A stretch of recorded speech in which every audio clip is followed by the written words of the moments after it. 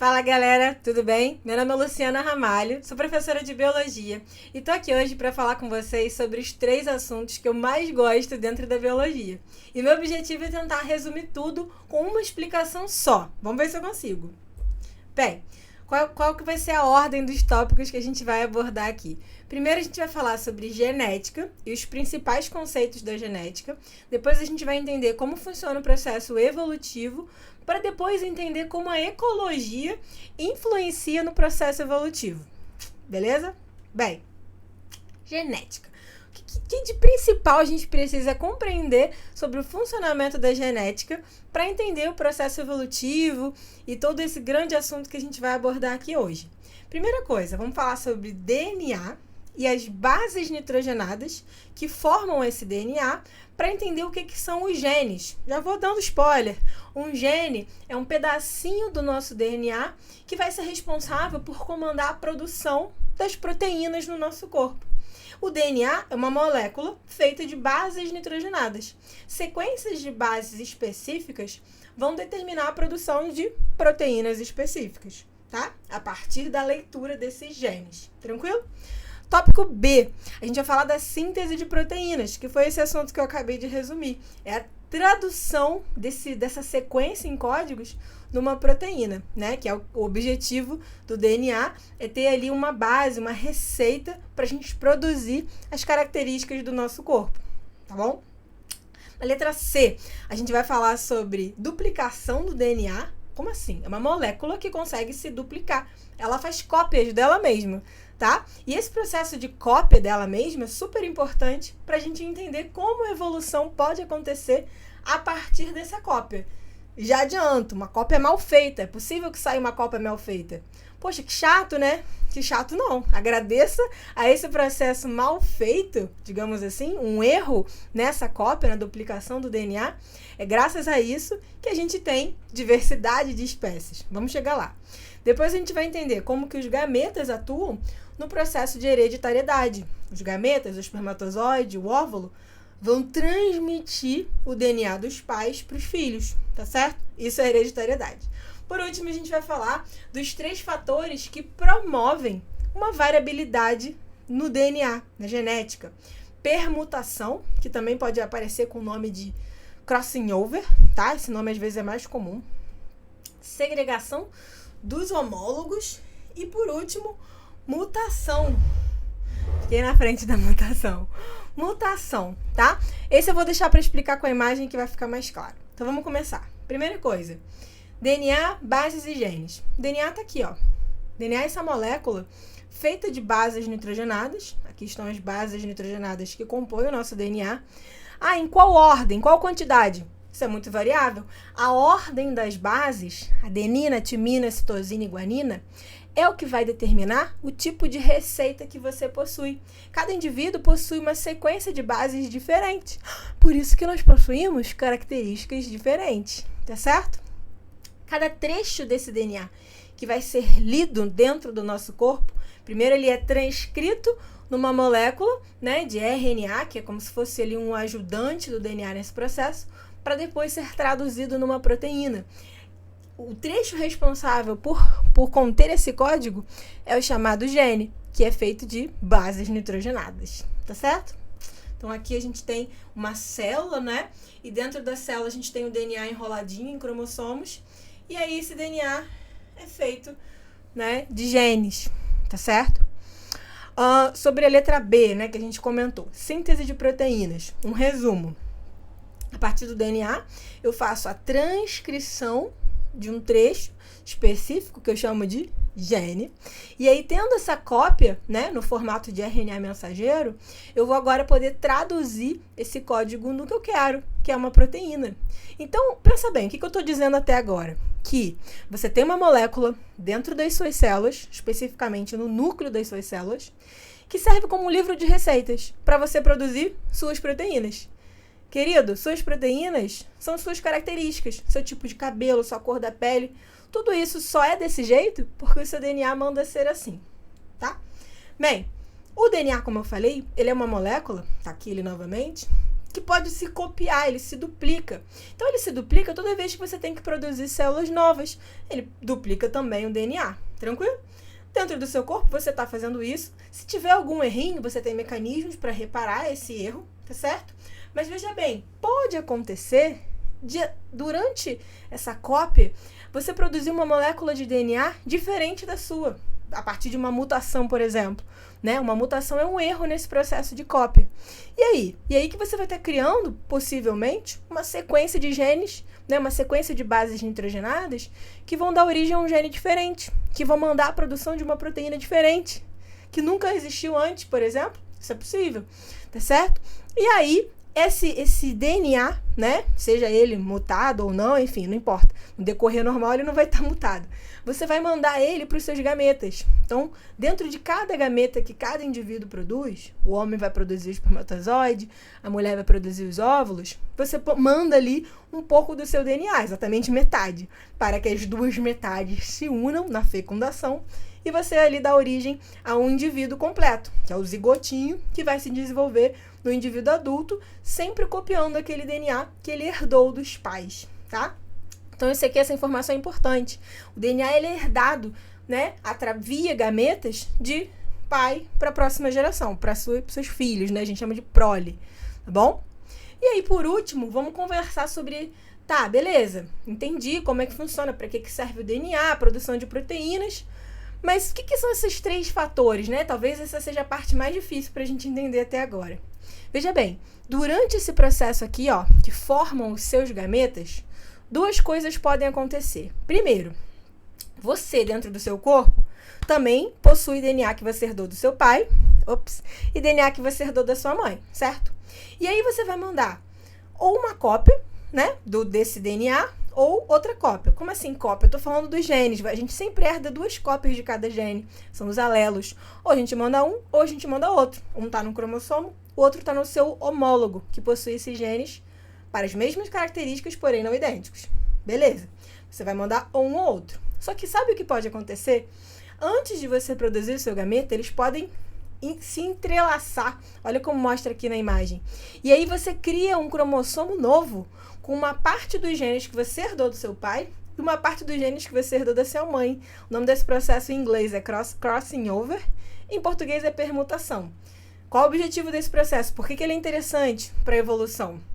Porque ele cria ali combinações novas que não existiam nem em mim, nem na pessoa que vai ter filho comigo, nem nos meus pais. Ela surgiu ali em mim e vai, né, uma combinação nova que vai aparecer ali na próxima geração. O mesmo acontece quando eu faço essa escolha de mandar ou um cromossomo ou outro, de forma que eu produzo gametas sempre diferentes.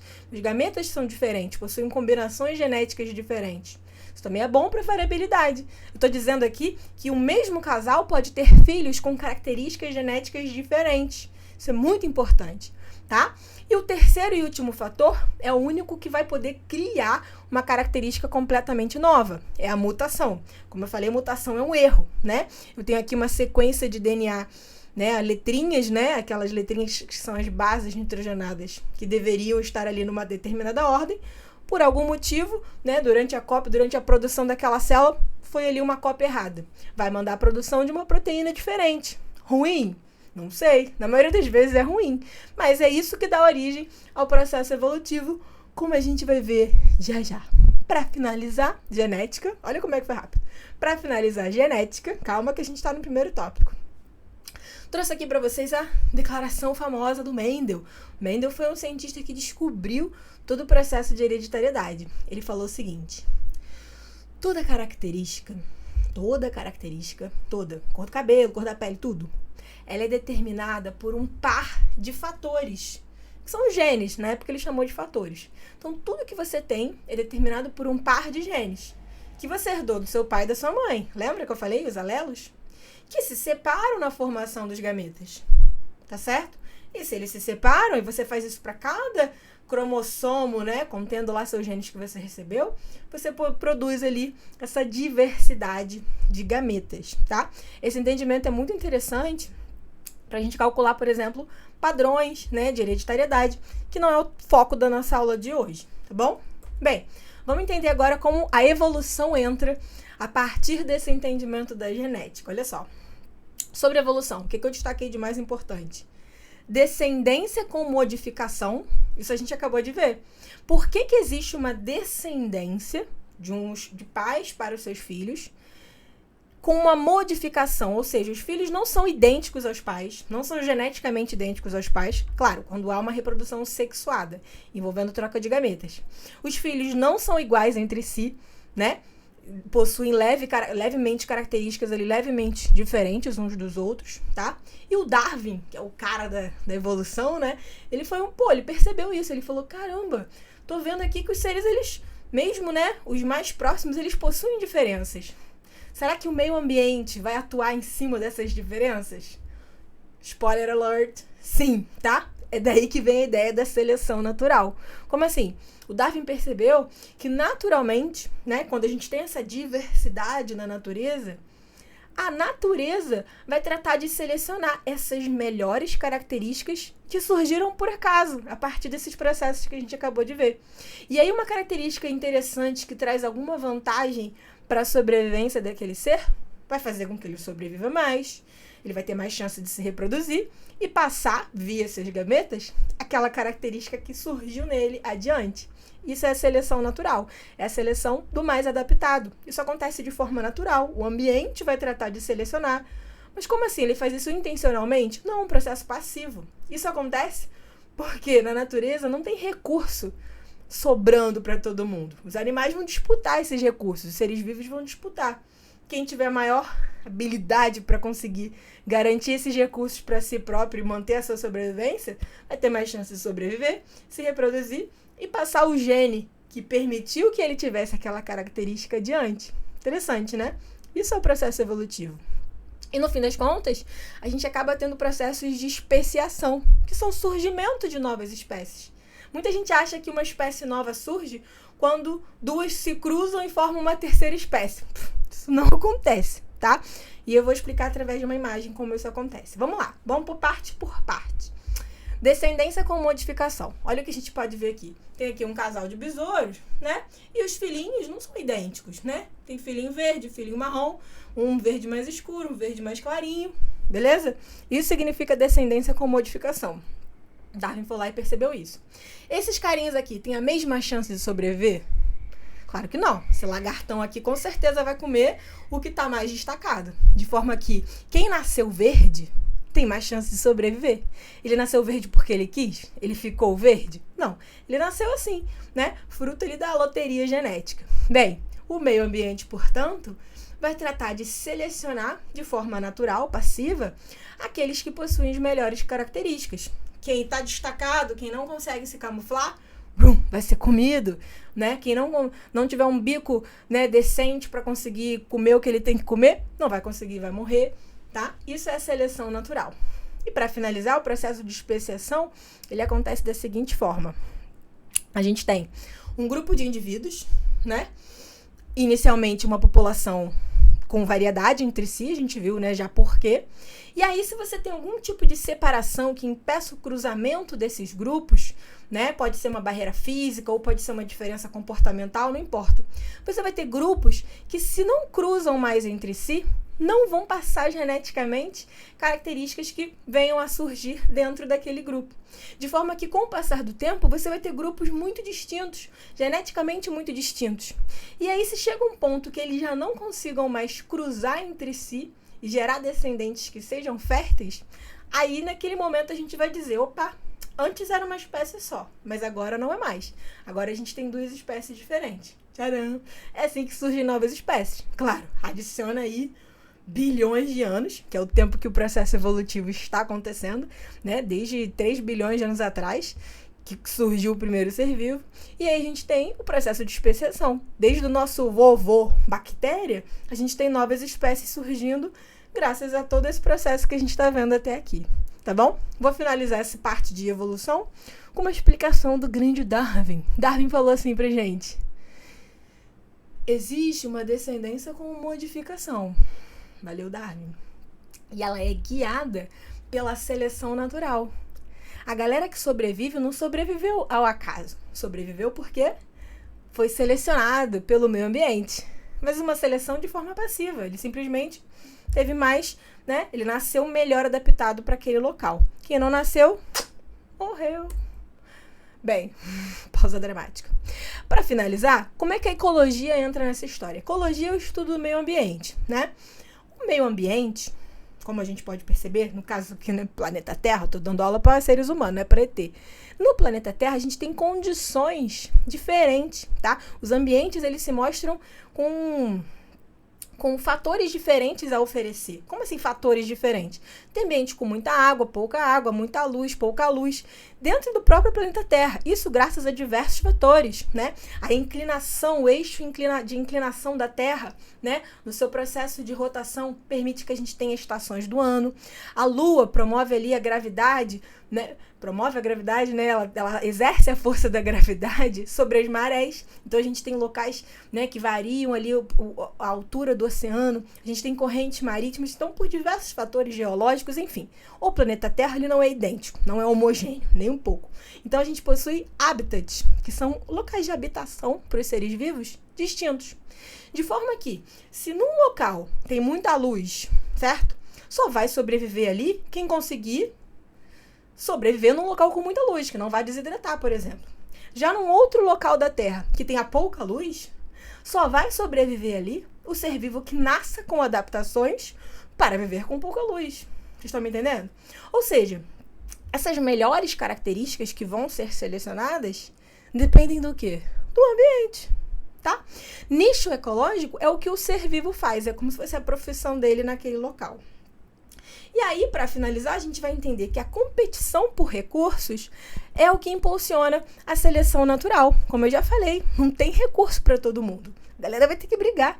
Olha aqui os ambientes diferentes que existem no planeta Terra. Para cada local, um tipo de característica vai ser selecionado como mais interessante, tá certo? A gente tem aqui a formiguinha fazendo o nicho dela, por exemplo, que é cortar folha. Esse é o seu nicho. O local onde ela mora seria o seu habitat. E aí, o que a gente observa aqui? Seres competindo, seja uma competição intra-específica ou interespecífica, não importa. Na natureza, os recursos oferecidos, água, espaço, luz, local, é limitado. Então, a galera vai ter que brigar. E quem é que vai ganhar essa briga? Quem nasceu mais adaptado. E aí, eu trouxe aqui uma frase de um ecologista que, ele, através de um experimento, ele visionou o seguinte: olha, duas espécies diferentes podem até conviver no mesmo local, contando que elas não façam a mesma coisa, não tenham o mesmo nicho. Porque se elas resolverem fazer a mesma coisa, ter a mesma profissão, o que vai acontecer? Vão brigar. E se são espécies diferentes, a gente subentende que possuem características diferentes. Logo, quem tiver a melhor característica vai ganhar, e quem não tiver vai ser extinto daquele local, tá? Isso é só mais um experimento para comprovar. E aí um resuminho para a gente finalizar.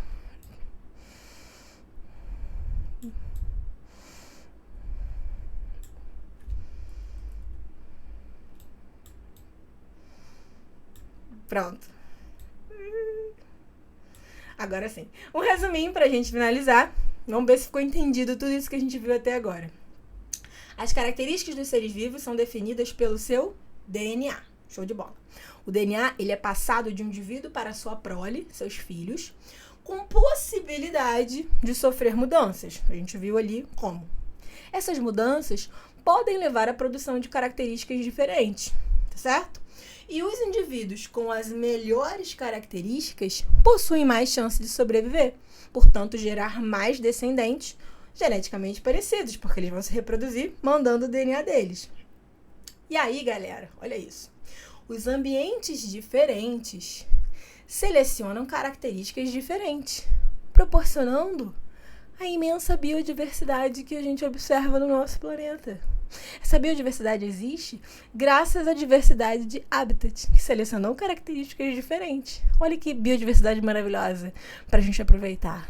Então aproveita também você e deixa seu like. Esse é o primeiro vídeo do meu canal. Me dá uma força para eu poder melhorar aqui o esquema aqui da luz, do microfone. Vou ficar super feliz. Beijos. Até o próximo. Tchau, tchau.